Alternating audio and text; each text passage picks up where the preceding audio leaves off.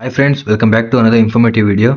ನಾವಿವತ್ತು ನಿಮ್ಮ KCT ಕೌನ್ಸಿಲಿಂಗ್ನಲ್ಲಿ ಬರುವಂತಹ one of the reservations that is SNQ supernumerary quota ಇದ್ರ ಬಗ್ಗೆ ತಿಳ್ಕೊಳ್ತಾ ಇದ್ದೀವಿ.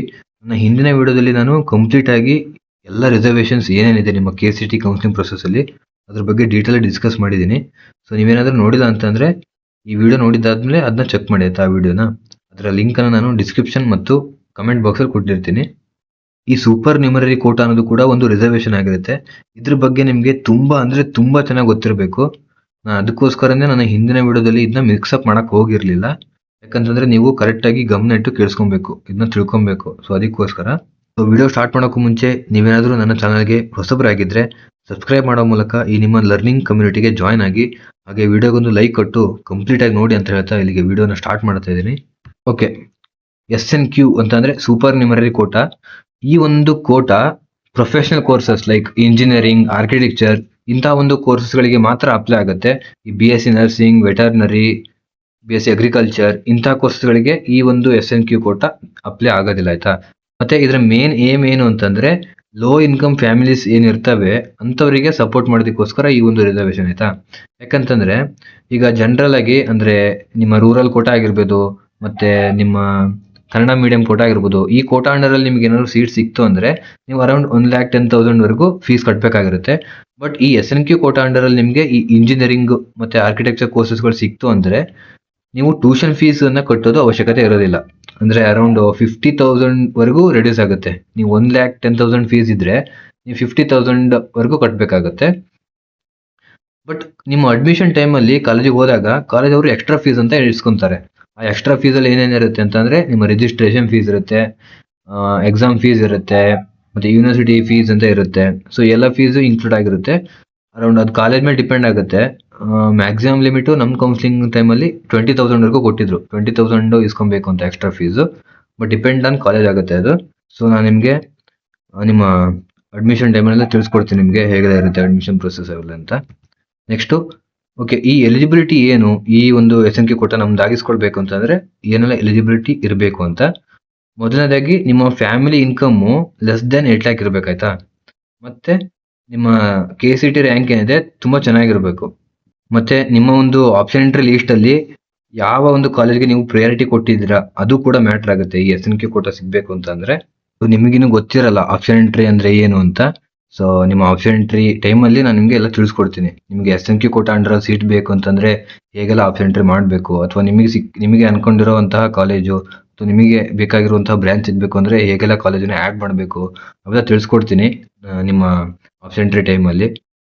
ಸದ್ಯಕ್ಕೆ ಈ SNQ ಕೋಟಾ ಅಂದ್ರೆ ಏನು, ಇದ್ರ ಬಗ್ಗೆ ಏನೆಲ್ಲ ಡೀಟೇಲ್ಸ್ ಇದೆ, ಎಲಿಜಿಬಿಲಿಟಿ ಏನಿದೆ ಅವೆಲ್ಲ ತಿಳ್ಕೊಂಡಿರ ಆಯ್ತಾ. ನಿಮಗೆ ಮುಂದೆ ಅರ್ಥ ಆಗುತ್ತೆ ಈ ಪ್ರೊಸೆಸ್ ಅಲ್ಲಿ ಜಾಯ್ನ್ ಆಗ್ತಿರಲ್ವಾ, ಅವಾಗ ಗೊತ್ತಾಗುತ್ತೆ ನಿಮಗೆ ಹೇಗೆಲ್ಲ ಇರುತ್ತೆ ಅಂತ.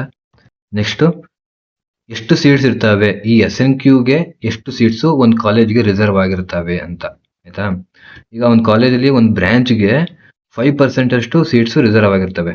ಅಂದ್ರೆ ಈಗ ಕಂಪ್ಯೂಟರ್ ಸೈನ್ಸ್ ಬ್ರಾಂಚ್ಗೆ 100 ಸೀಟ್ಸು ಇಂಟೇಕ್ ಇತ್ತು ಅಂದ್ರೆ ಅದರಲ್ಲಿ 5 ಸೀಟ್ಗಳನ್ನ ಈ SNQ ರಿಸರ್ವೇಷನ್ ಅಂತಾನೆ ರಿಸರ್ವ್ ಮಾಡಿ ಇಟ್ಟಿರ್ತಾರೆ ಆಯ್ತಾ.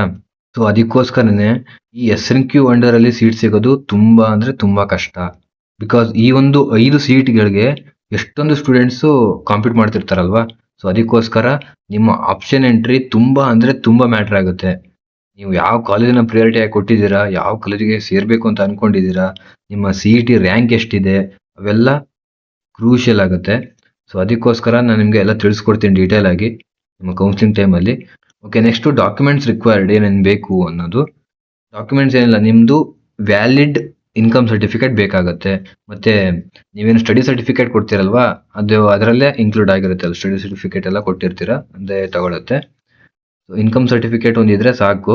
ಮತ್ತೆ ಅದು ಕರೆಂಟ್ಲಿ ವ್ಯಾಲಿಡ್ ಇರಬೇಕಾಯ್ತಾ, ಅಂತ ಒಂದು ಇನ್ಕಮ್ ಸರ್ಟಿಫಿಕೇಟ್ ಇರಬೇಕಾಗುತ್ತೆ. ವ್ಯಾಲಿಡಿಟಿ ಮುಗ್ದೋಗಿತ್ತು ಅಂದ್ರೆ ಇವಾಗಲೇ ಹೋಗಿ ಅದನ್ನ ರಿನ್ಯೂವಲ್ ಮಾಡಿಸ್ಕೊಳ್ಳಿ. ನೆಕ್ಸ್ಟ್ ಇದರಿಂದ ಬೆನಿಫಿಟ್ಸು ಮೊದಲೇ ತಿಳಿಸ್ಕೊಟ್ಟೆ ಅಲ್ವಾ, ಅರೌಂಡ್ 50,000 ವರೆಗೂ ನಿಮ್ಮ ಫೀಸ್ ರೆಡ್ಯೂಸ್ ಆಗುತ್ತೆ.